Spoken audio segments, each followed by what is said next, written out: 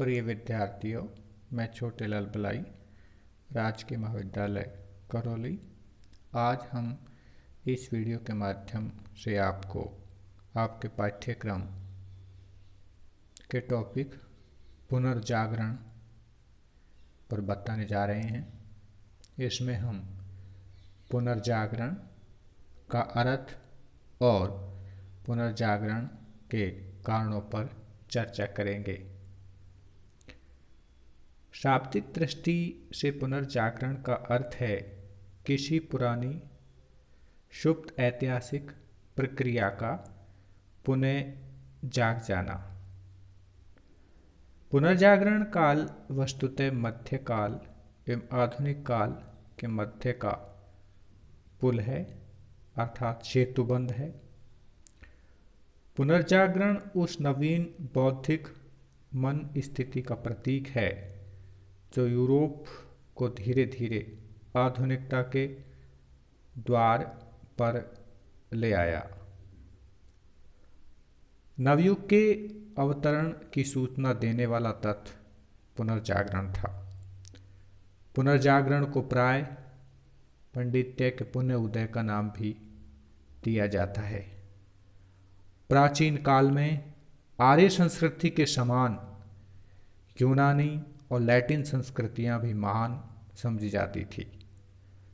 मध्यकाल में यूनानी तथा लैटिन साहित्य को भुलाकर यूरोप की जनता अंधविश्वासों में पड़ गई थी। उसमें निराशा की भावना एवं उत्साहहीनता ने जन्म ले लिया था। यूनानी और लैटिन साहित्य का अध्ययन यद्यपि मध्य युग में होता था, परंतु वह मध्ययुगीन पूर्वघृत धारणाओं पर आधारित होता था। मध्ययुग के समान अधिकांश बातों को प्राचीन युग में बिना आलोचना तथा विवाद के स्वीकार नहीं किया जाता था। इसी तथ्य को आधुनिक युग में स्वीकार किया गया तथा पुनर्जागरण को मानव इतिहास में इतना महत्वपूर्ण बनाने का श्रेय भी मुख्य समीक्षा तथा स्वीकृत परंपरागत विचारों की परीक्षा के उपरांत उनका अनुसरण करने की भावना के उत्पन्न होने को है। पुनर्जागरण से समस्त यूरोप में विचारों में क्रांति उत्पन्न हुई। जनता का जीवन के प्रति मोह उत्पन्न हुआ। सांसारिक सुखों ने भी उन्हें अपनी ओर आकर्षित किया।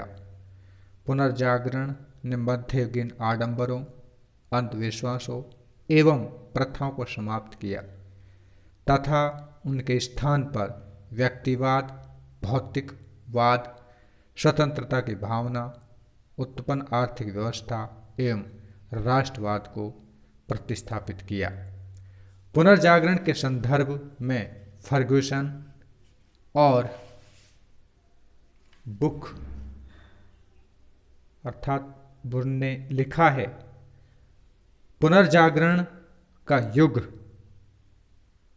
महत्वपूर्ण परिवर्तनों का युग था जिसमें बहुत कुछ मध्यकालीन था, कुछ स्पष्ट आधुनिक तथा कुछ स्वयं में विशिष्ट था।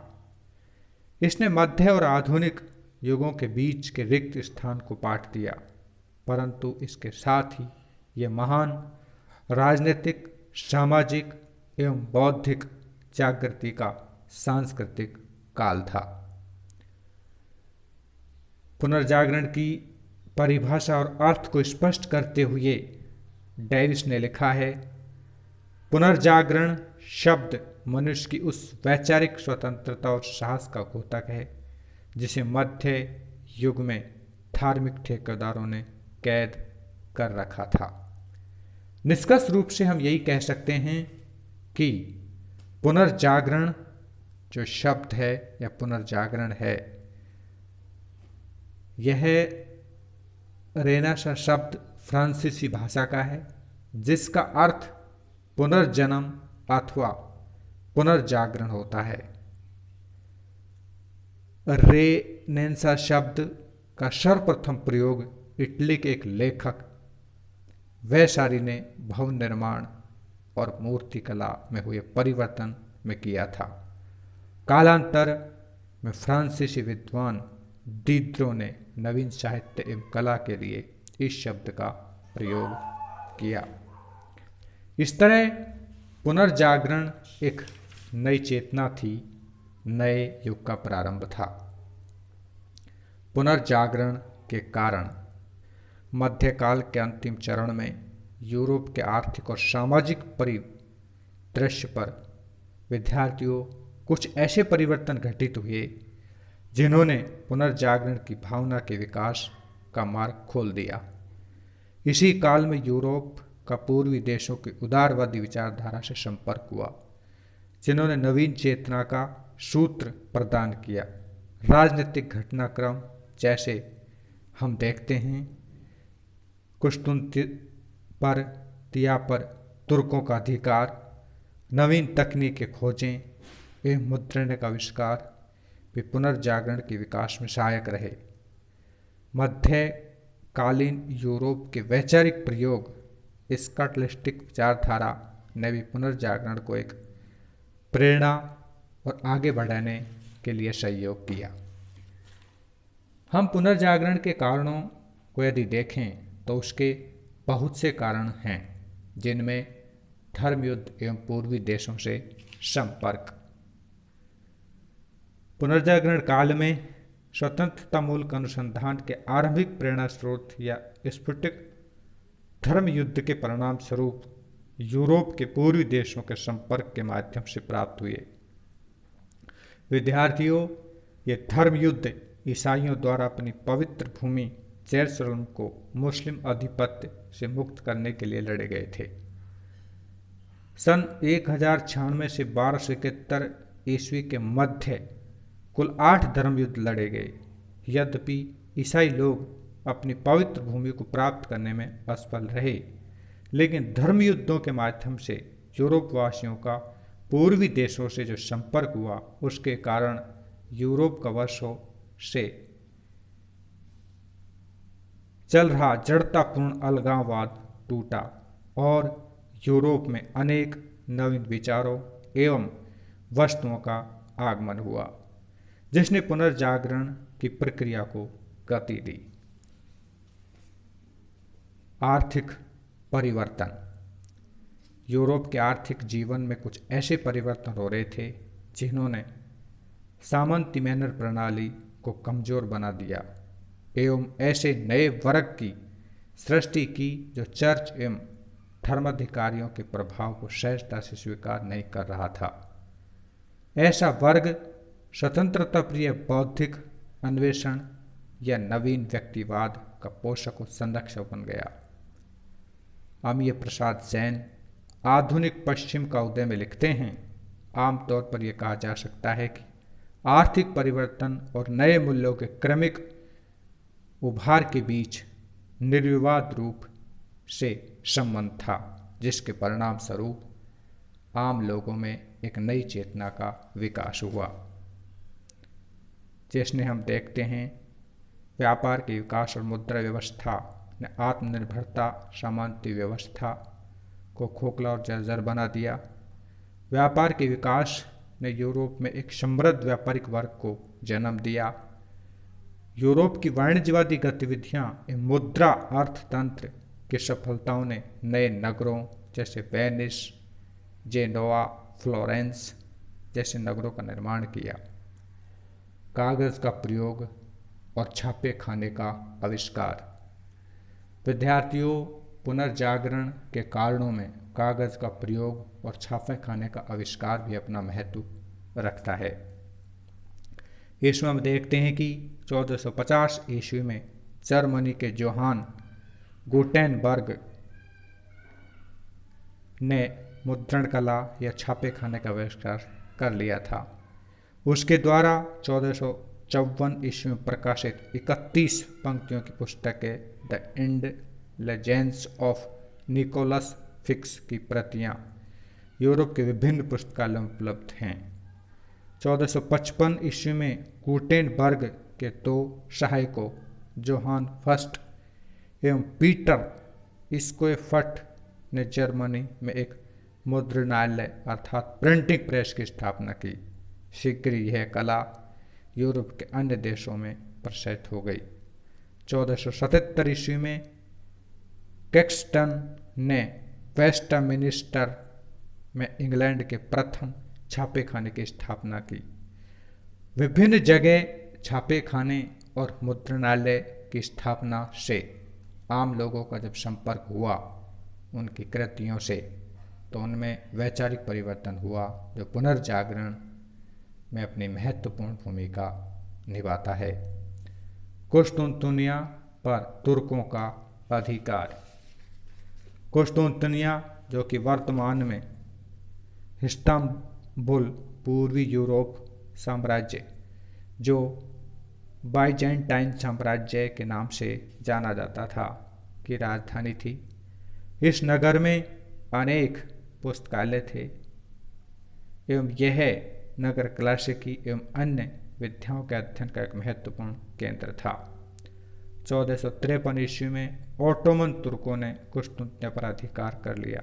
इस घटना को पुनर्जागरण की प्रक्रिया को आगे बढ़ाने में या गति देने में महत्वपूर्ण ऐतिहासिक भूमिका माना गया। पूर्व एवं पश्चिम के संपर्क का केंद्र मंगोल साम्राज्य।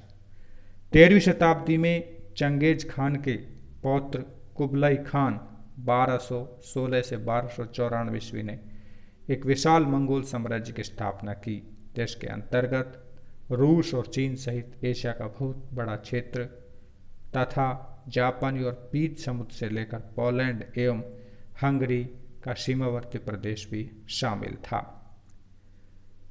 इस विशाल साम्राज्य के अंतर्गत ईसाई, बौद्ध, इस्लाम एवं अन्य अनेक धर्मों के अनुयायी रहते थे। मंगोल साम्राज्य का दरबार एशिया एवं यूरोप की मिलन स्थली बन गया। यहाँ पूर्व एवं पश्चिमी देशों के मध्य महत्वपूर्ण वैचारिक एवं सांस्कृतिक आदान प्रदान हुआ, जो कि पुनर्जागरण को आगे बढ़ाने में महत्वपूर्ण भूमिका निभाने में सहयोगी रहा। धीरे धीरे पुनर्जागरण की नवीन चेतना का प्रसार होने लगा। इसमें हम ये देखते हैं कि वेनिस का प्रसिद्ध यात्री मार्को पोलो भी कुबलाई खान के दरबार में 1275 ईस्वी में पहुंचा एवं वहाँ 1298 ईस्वी तक रहा। वहाँ के अनुभवों पर आधारित उसका यात्रा वृत्तांत यूरोपवासियों के लिए अनेक महत्वपूर्ण सूचनाओं से ओतप्रोत था। इस प्रकार हम कह सकते हैं कि पूर्व और पश्चिम के संपर्क का केंद्र जो कि मंगोल साम्राज्य था, इसने भी लोगों के विचार और धारणा में परिवर्तन किया, जो पुनर्जागरण के बढ़ाने में सहयोगी रहा। स्कॉटलिस्टिक विचारधारा एवं तर्क बुद्धिवाद। इस दर्शन के अंतर्गत ईसाई धर्म के सिद्धांतों को समझने के लिए श्रद्धा के स्थान पर तर्क बुद्धि या तार्किक चिंतन के महत्व को उद्घाटित करने का प्रयास किया गया। इसके लिए अरस्तु के तर्कशास्त्र को आधार बनाया गया और उसके आधार पर संत अगस्टिन के धर्मशास्त्र को व्याख्यायित करने का प्रयास किया गया। इसका लिस्टिक विचारधारा के माध्यम से तार्किक चिंतन या तर्क बुद्धि के प्रधानता को घोषित करने वाले दो प्रमुख विद्वान थे, एबेलाई 1080 से 1142 एवं टॉमस एक्विनाज 1224 से 1274। एबलार्ड का स्पष्ट कथन था कि तर्क बुद्धि से ही न कि दबाव से ईसाई धर्म के प्रति लोगों का विश्वास जगा, बल्कि उसे जगाया जा सकता है।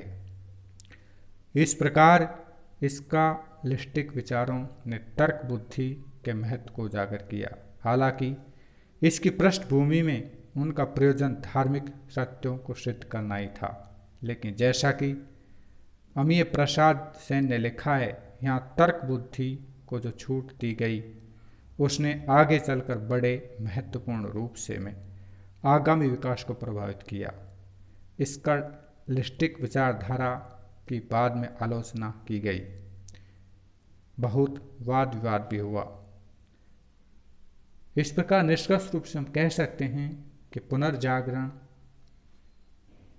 के लिए हम धर्मयुद्ध, पूर्वी देशों से संपर्क, आर्थिक परिवर्तन, कागज का प्रयोग और छापे खाने का आविष्कार, कुस्तुनतुनिया पर तुर्कों का अधिकार, पूर्व पश्चिम के संपर्क का केंद्र मंगोल साम्राज्य, या फिर तर्क बुद्धिवाद